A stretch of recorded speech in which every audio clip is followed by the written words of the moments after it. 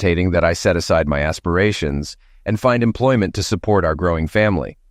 Our parents were incredibly supportive, taking charge of arranging and financing our wedding. Within 2 months, I became the sole focus of my parents' attention as their only child.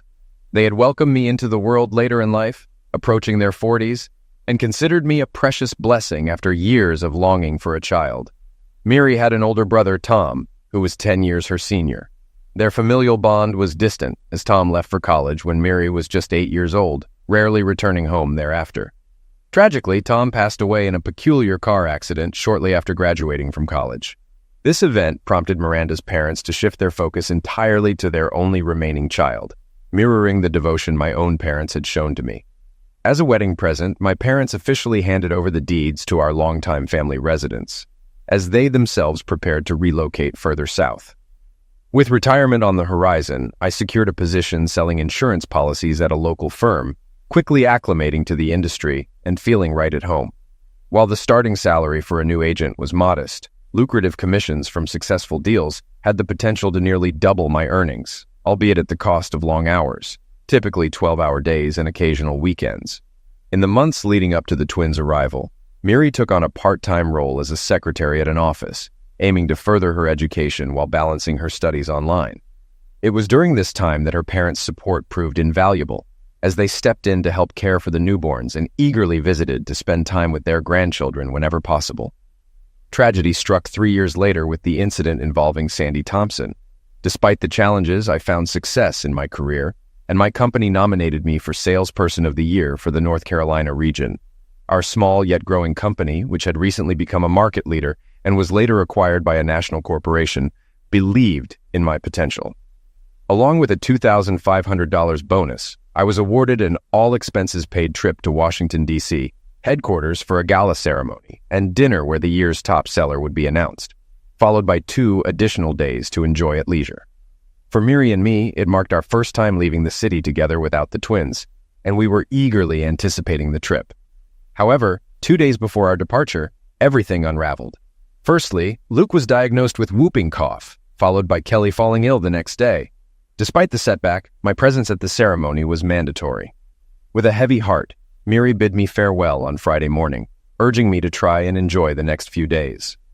Arriving an hour before the gala commenced, I checked in and informed them that I would be attending solo. After grooming and donning my rented tuxedo, I descended into the grand hall and located my seat, finding myself beside Sandy Thompson from our Little Rock office. While most attendees were in their 30s or older, Sandy was only a year my senior. At 21, this was her first full year with the company. Prior to this event, my experience with drinks was limited to a few beers, but the open bar at the dinner offered wine. As far as I recall, I only had a couple of glasses. When the awards were announced, I was utterly astonished to hear my name announced as Salesperson of the Year. Stunned, I ascended the stage to receive a trophy cup and a $10,000 check amidst thunderous applause. Upon returning to my seat, I was graciously gifted a bottle of champagne from our superiors. Honestly, the rest of the evening passed in a blur until I woke up at 5 a.m. the next morning. Finding myself lying next to the enticingly undressed Sandy Thompson, I was overwhelmed with fear, a pounding headache, and a severe hangover. I stumbled to my room, hastily packed my belongings, and was on my way home within 20 minutes. Miri was understandably surprised to see me return 4.5 hours later, and as expected, she was not pleased. When I confessed that I had gotten drunk at the gala dinner and woke up in another woman's bed the next morning, she abruptly cut me off, refusing to hear my explanations or excuses. The only question she had was the woman's name. Before I could respond, she announced that she was going to stay with her parents for a few days, quickly packing a bag, grabbing the car keys, and fleeing without a word, leaving me with the children. For 3 days, Miri ignored my calls, seemingly unwilling to even hear my voice. I returned to work on Tuesday after dropping the kids off at daycare. When I returned home that evening, Miri was already there, pretending as if nothing had happened between us. Any attempt to discuss the situation was met with a stern warning that she would leave with the children if I ever brought it up again. That night, she initiated lovemaking, but it was mechanical and lacked the closeness we once shared. It took many more months for that feeling to return, but eventually it did. At her request, we never mentioned the incident again. The next year, Miri graduated and earned her business degree, eager to find a job that would utilize her newfound knowledge. Our bond with Dan and Lisa flourished, leading us to spend every weekend together unless work obligations intervened. Despite this, our wives continued to meet and spend time together, albeit with some difficulty as Dan and Lisa moved 15 miles away to be closer to Dan's workplace. Interestingly, Miri's parents soon followed suit, relocating to the same area to rent a larger apartment that could accommodate their growing family and provide more space for their grandchildren. Additionally, they began caring for Robert's daughter, Cassie, granting Dan and Lisa a bit more flexibility. As Dan's company expanded rapidly, they found themselves in need of an office manager and a personal assistant for Dan himself. This role seemed tailor-made for Miri, and after impressing the managers during her interviews, she landed the job and thrived in it. Given her long-standing connection with the company and close relationship with Dan, she humorously earned the nickname Dan's work wife. This dynamic persisted for 7 years until tragedy struck. Lisa passed away suddenly from a brain aneurysm. Shockingly, this devastating event occurred on a day when she was visiting me, as was customary when Dan and Miri had to travel for business together. The loss deeply affected us all, but Dan bore the brunt of the grief. Overwhelmed by the tragedy, he struggled to cope alone and care for his 11-year-old daughter. So the plan was for Miranda to visit the Roberts house a few times a week after work to ensure everything was tidy and prepare dinners that could be easily reheated. That's how Miri explained it to me 16 months later. As I was about to leave the garage with the final box for my minivan, I paused to see Miri's car pulling into the driveway. It was her first return since that memorable conversation in the kitchen, where she coldly handed me the divorce papers. Naturally, seeing her today was the last thing I expected. I greeted her as she got out of the car. "Miranda, aren't you violating the restraining order by being here?" I asked calmly. "The order ceased to apply on the day we divorced," she dismissed, toying with her keyring. "How are you holding up?" I shrugged. "Taking things one day at a time. Would you like some coffee?" I called out, already heading back to the house. "That would be nice," she replied, following me inside. By now, the house was nearly empty, save for a few boxes and a lone dining table in the kitchen. Most of the furniture and household items had been sold to neighbors and acquaintances over the past couple of days, with the remaining items destined for the landfill. A colleague's son had volunteered to handle this task, along with his wife and friend, despite my attempts to refuse their help.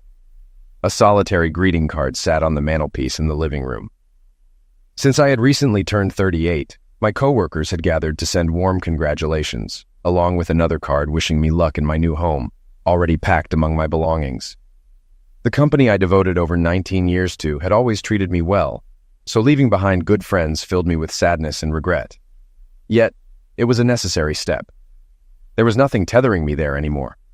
With coffee brewed and mugs in hand, we settled into the same seats where we had sat face to face 16 months prior. "So, what brings you back into my company on this lovely day?" I inquired with detached curiosity, unable to fathom why Miri had returned after abruptly severing ties between us. "Can't you guess?" she retorted, visibly displeased. "The kids received letters from you about your move. Why not just call them instead of sending registered mail?" "Well, actually, I did both," I clarified, explaining that it was the only way to ensure they received the news. "Otherwise, they might have thought I vanished without a word." I chuckled, then corrected myself. "Actually, I reached out to Kelly. I can't call Luke." "Why not?" Miri asked, puzzled. "I don't have his number," I sighed. "The truth is, the kids don't want to stay in touch with me," I admitted, noticing her skeptical expression. "I'll just have to prove to my ex-wife how our kids really feel," I added, grabbing my phone from the table and dialing Kelly's number on speaker. After 10 long beeps, it went to voicemail. I ended the call and looked at Miri. "Couldn't you try calling her? Would you mind? Kelly might just be busy," she replied, making excuses but still retrieving her phone and dialing our daughter's number, putting it on speaker. Interestingly, her call was promptly answered after the second ring. "Hi, Mom. How's it going?" Kelly's cheerful voice greeted. "I'm good, honey. What are you up to?" "Well, right now, Cassie and I are just hanging out. We have a party later, so we're just lounging around conserving energy," my daughter responded with a chuckle and a hint of laziness. "Have you heard anything from your father?" Miri asked, glancing at me with a meaningful raised eyebrow. "Yeah, I spoke to him last night. He said he talked to you and promised he'd pick up Cassie and me today. Yeah, in about 10 minutes. I think he's going to grab Luke later, too, before we all head to the party," Kelly chirped. My heart sank at the sound of my daughter calling him Dad. Miri, always perceptive, noticed how much that thoughtless comment from Kelly stung me. Clenching my fists, I leaned back in my chair and stared blankly at the ceiling. "You mean Dan?" Miri asked incredulously, as if unable to believe what she had just heard. "Well, yeah, Mom, who else?" Kelly continued to giggle. "By the way, he really likes it when I call him Dad. And besides, you know he'll officially be my father in 3 weeks," she reminded her mother. "Believe it or not, my ex-wife was set to remarry in 3 weeks. They even sent me an invitation to their celebration." "Yeah, right, like I'd actually attend." "Kellyanne, when was the last time you spoke to your biological father?" Miri impatiently inquired, her voice carrying stern undertones. "Oh, Mom, I don't recall. Maybe a few weeks ago," Kelly responded, her tone shifting from amused to concerned upon sensing something amiss in her mother's voice. I opened my call log and displayed it to her, revealing my numerous unsuccessful attempts to reach our daughter. Truth be told, none of my children have called me since Miri left. Not a single call in almost a year and a half. That's odd to hear because I'm sitting right next to him now, and I saw firsthand how he tried to call you just a minute before I did. "What's going on, Kelly?" Miri questioned with an even sterner tone. "Oh, it's nothing, Mom, I just forgot," our daughter replied, her voice confused and sheepish through the speaker. "I just want to remind you," her mother said sharply, "you only have one father, and it's not Dan. We'll discuss this further later, young lady," she promised, concluding the conversation decisively and ending the call. Clearly upset, Miranda turned off the phone and pushed it away. "So why don't you have Luke's number?" she pressed again. "FYI, Dan made sure the boy had a new phone and memorized his number within hours of his old phone being stolen. If only I had known," I shrugged. "Listen, don't be too strict with the children. Apparently their love and affection for me vanished after just over a year," I said, smiling darkly as I intertwined my fingers tightly. "You heard your daughter. She's happy that she'll now have a new father. You know the old saying? Out of sight, out of mind. Well, apparently for Kelly, I'm already a non-entity." Pointing to my long list of calls on my phone, I continued, "As you can see, I no longer have anything to do with the children, and as far as I know, in 3 weeks, I'll be officially replaced by the real dad." The truth in my comment seemed to hurt her, but it needed to be said. "Since you left, I've probably talked to them for no more than an hour combined, despite my efforts." "God, I really tried," I said bitterly, remembering a typical moment when I got tickets to the Braves game on opening day of the season. I was so excited. But when I called Luke with the news, he said he was too busy to have fun. Sighing, I looked up at Miri's frozen figure opposite me. Later, I found out he and Dan went to that very game, buying tickets at the last minute. Well, if that's what they want, I can't force them to choose otherwise. We fell silent for a moment, lost in our thoughts, before Miri changed the subject with a quiet cough. "So, you're moving out of here to be closer to your parents?" I asked. "Not exactly," she replied. "I have to leave so I can look after my mother, now. She needs constant care and attention." "Oh my God, did something happen to her? How does your father deal with this? You never mentioned any problems before," I said, concern evident in my voice. "Well, at least Miri really cared about my parents," I thought to myself.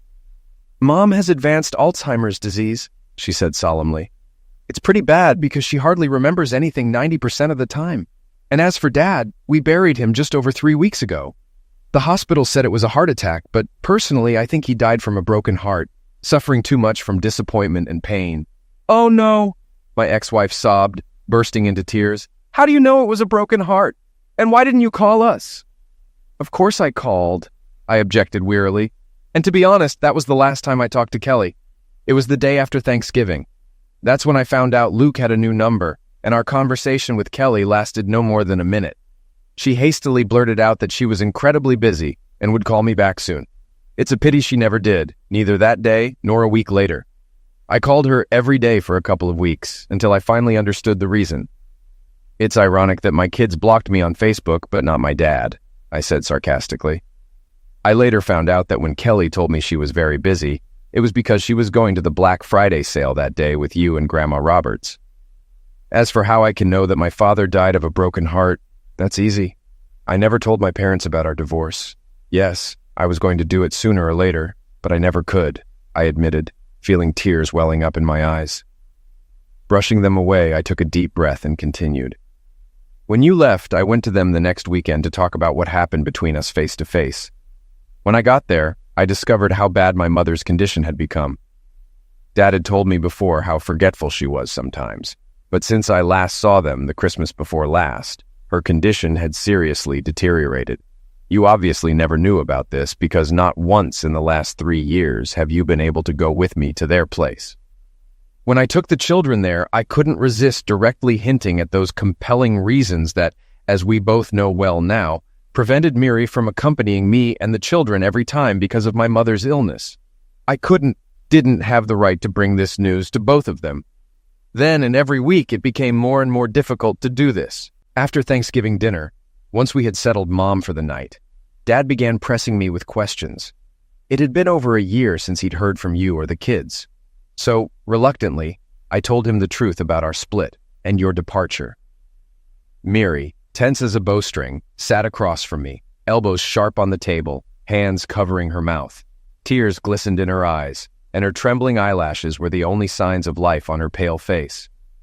The next morning, I found Dad in his favorite chair, clutching our family photo, still damp from his tears.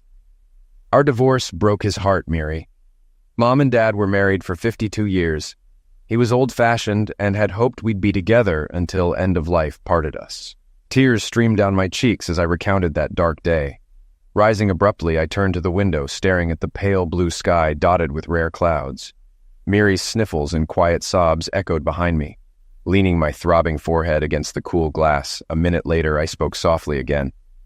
It was at the funeral that I truly felt the weight of my loneliness. Only a few neighbors and the chaplain attended Dad's farewell. Nobody else came. I couldn't even bring Mom because she wouldn't understand what was happening. It was only a week or two after the funeral, once Mom had recovered somewhat, that I mustered the courage to tell her that Dad was gone. But it pains her every time she's reminded of it. So now, when she asks, I just tell her he's stepped out for a while and will be back soon. Miri openly wept, but my tears had dried up long ago. I had been utterly devastated emotionally in the preceding weeks. My gaze wandered aimlessly around the room until it landed on the solitary greeting card on the mantelpiece. Miri, with her tear-streaked eyes, followed my gaze and evidently noted what had caught my attention. I continued speaking in the same detached, distant tone. You know, maybe I'm alone now, and even my own mother fails to recognize me, but I owe her a debt for bringing me into this world. So yes, I'm packing up here to be there for her for however long she has left. Turning to my ex-wife, I straightened up, crossing my arms over my chest. A bitter, sarcastic grimace colored my final words to the woman I had loved deeply during our years together. Isn't it incredible, the fallout from your actions and how many lives it affected? You shattered our marriage. You severed my bond with my children, and to top it off, you tore apart my family. I concluded my speech, unable to contain the anger and accusatory tone I had vowed not to reveal, but it poured out nonetheless. "Don't you dare blame me for all of this," Miranda shot back, rising from her seat. "Unlike you, Dan is committed to me. And let's not forget that you replaced me with Sandy Thompson," she added, her face flushing as she pointed an accusatory finger at me. Her accusation caught me off guard, and instead of a defensive response, I burst into laughter, tears streaming down my cheeks.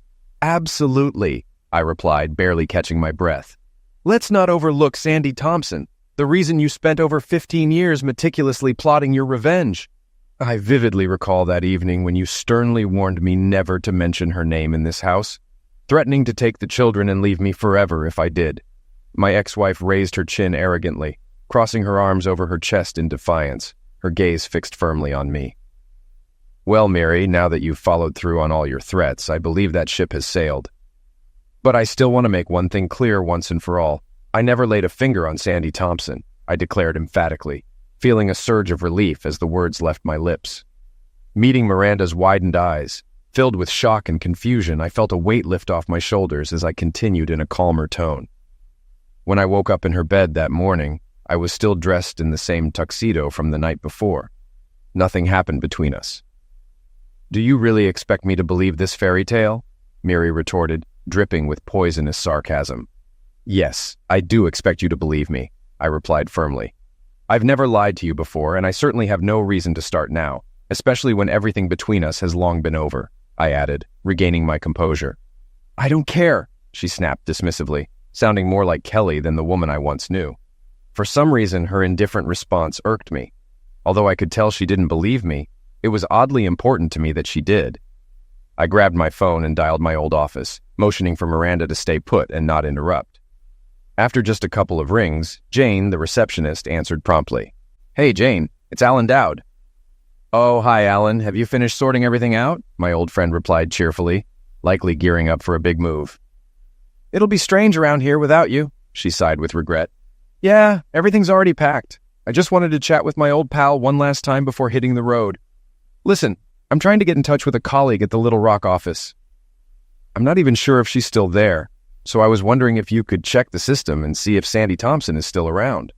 "Sure thing, Alan. Hang on a sec," Jane responded promptly, and for a few moments the only sound on the line was the rapid clicking of keys. After a brief pause, she came back on. "Yep, she's still with us at the same branch in Little Rock.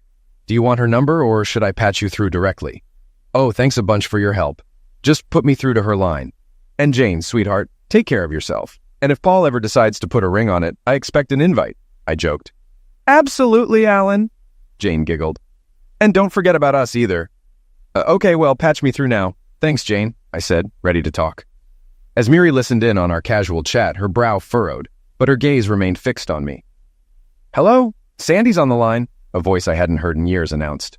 "Hi, Sandy. It's Alan Dowd from the Grenville office. I'm not sure if you remember me." "Good Lord, Alan Dowd. How could I forget? I've been dreaming of you for years, the man I wanted but never got, and now you're calling me out of the blue," Sandy exclaimed, laughing. "So how the hell have you been?" she asked, without pausing for an answer. "It's like telepathy, because believe it or not, I was just thinking about you recently. It's been, 16 years since we last spoke at that gala reception where we first met, remember? We bumped into each other at a few other events afterward, but never got a chance to catch up properly. But you know how hectic those crowded gatherings, important meetings, and all the other fuss can be." "Of course, I remember our first encounter in Washington," I interjected. "Actually, it's been 17 years, I corrected with a chuckle. Though, besides the award ceremony itself, that night's a bit of a blur for me." "Oh, Alan, you were a riot that evening," Sandy reminisced, her voice filled with laughter. "What do you remember?" she asked, still chuckling. "Well, after my clumsy thank you speech, I remember leaving the stage, and then I think we were still sipping champagne at the table. But after that, it's all a bit fuzzy. It was probably the first and last time I got that drunk," I admitted, feeling a bit embarrassed. Sandy's hearty laughter echoed through the phone.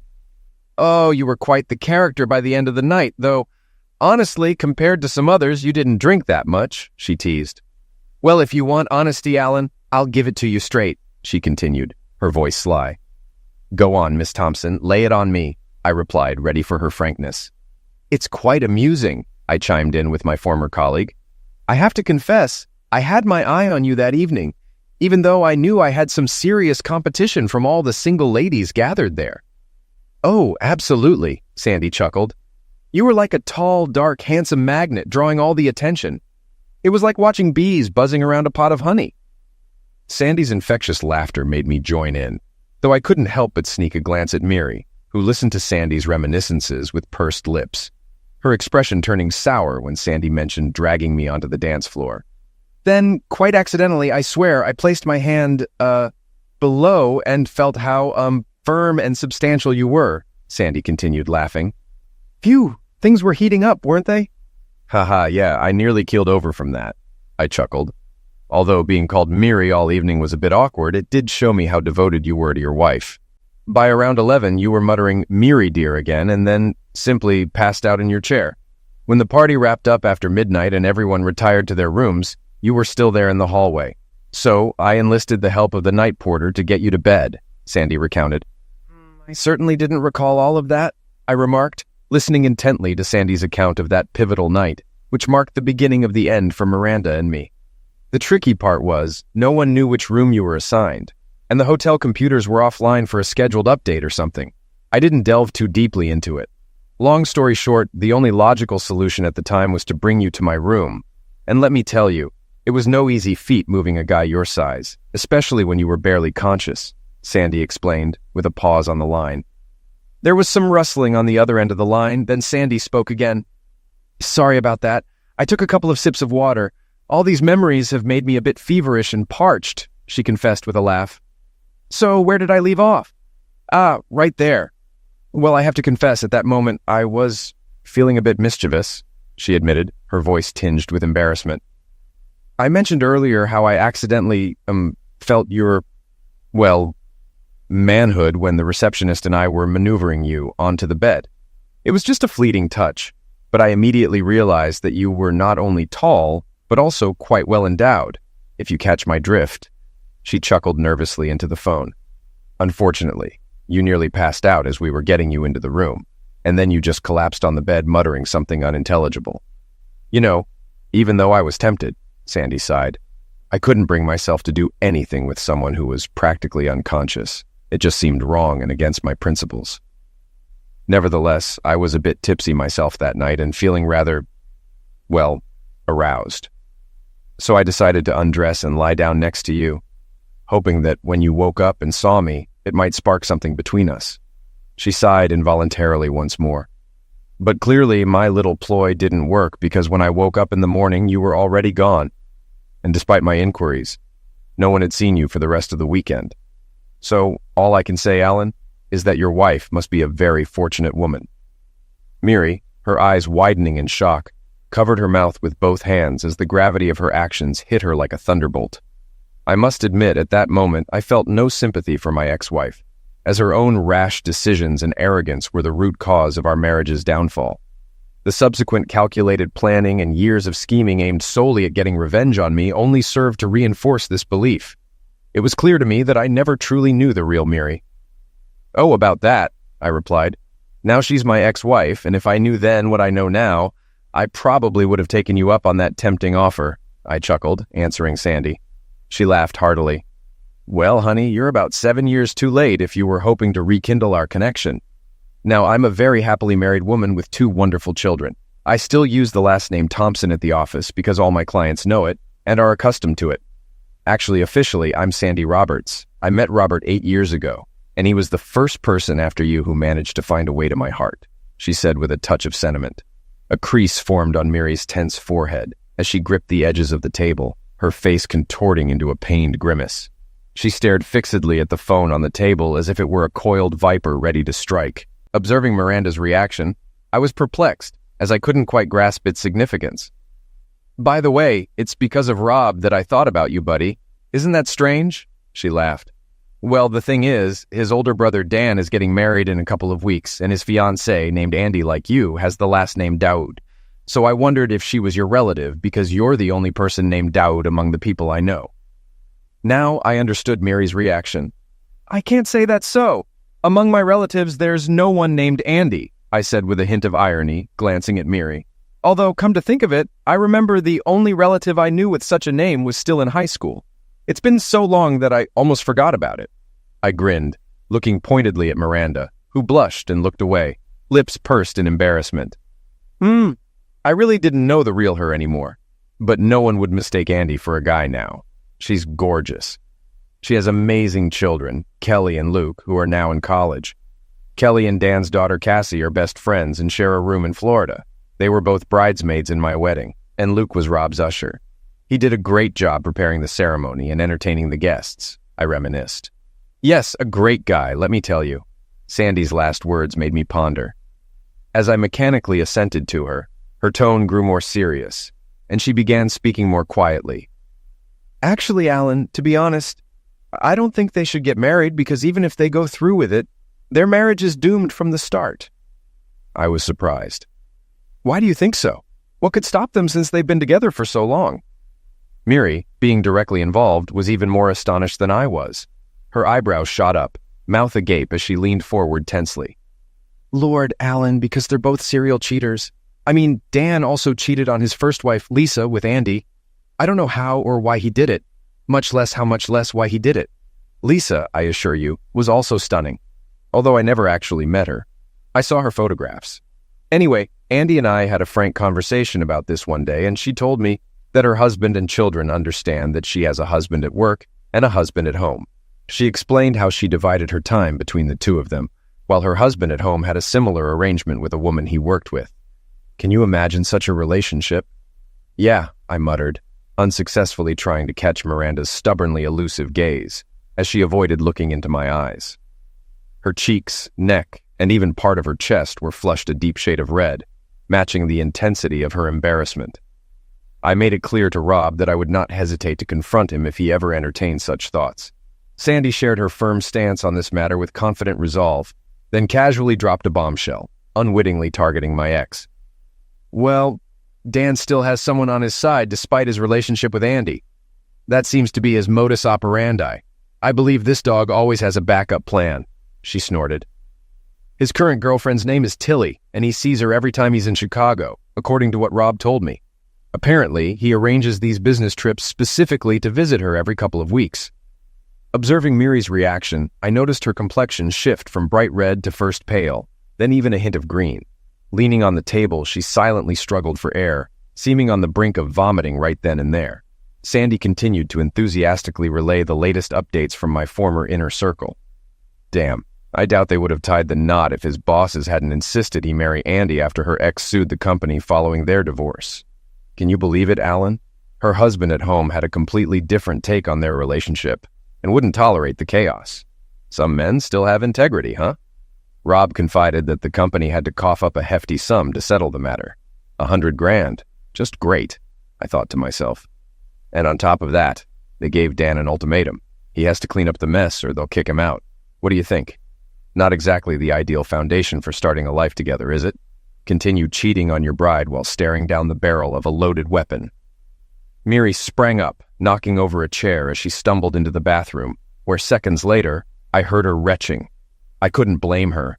After today's revelations, her carefully constructed world had been shattered and literally flushed down the drain. The Dan she believed to be honest, loving, and faithful turned out to be a fraud.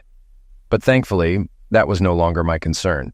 I conversed with Sandy for a few more minutes, during which she affectionately shared stories about her children and inquired about my plans. I informed her that based on my former company's recommendation, I was applying for a position at an insurance branch near my mother's house. Instead of the usual insurance sales, the job involved investigating suspicious insurance cases, an intriguing and fresh challenge for me. While the pay wouldn't match my previous earnings, it would still comfortably meet my needs. Additionally, the new role came with a personal office and assistant, signaling a positive step forward in my career. As Miranda returned, visibly exhausted, I concluded my talk with Sandy, exchanging contact details and pledging to stay in touch occasionally.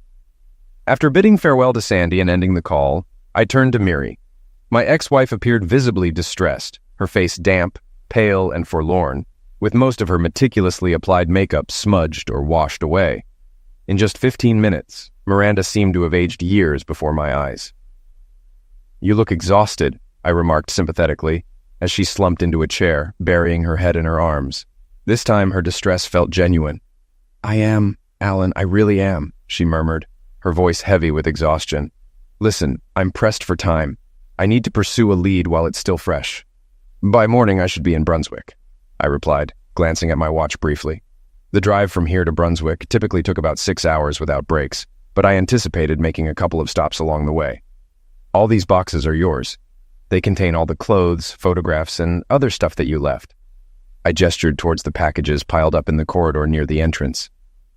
"I plan to send them to you next week, but since you're here, I can help by loading them into your car if you'd like," I offered in a composed tone, guided by the enduring politeness instilled in me by my upbringing. "Actually, can I ask you a big favor?" she murmured softly, lacking the courage to meet my gaze. Can I stay here for the night? I don't think I could go back home there right now." I pondered for a moment, idly playing with a set of keys on my finger before selecting a couple and placing them on the table in front of her. "Why not? Here are your keys and you have my permission. Stay. But when you leave, you'll need to drop them off at the real estate office. Consider yourself warned," I informed Miri. "New tenants are arriving on Monday, so you have a full 9 days here, if you need them. This Sunday, some people will come to help me get rid of unnecessary items and clean the apartment. Utilities will be operational until Monday." Finally, I scanned the room once more and mentally chided myself.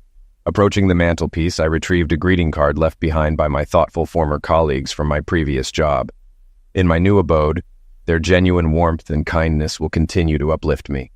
Now all that's left is to bid a final farewell to my ex. "All right, it's all done. Take care, Miri.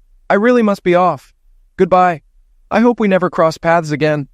As I exited, I cast one last glance at the woman I once loved wholeheartedly. All that lingers in my mind is the image of a broken figure, shoulders slumped at the table, overcome with painful sobs.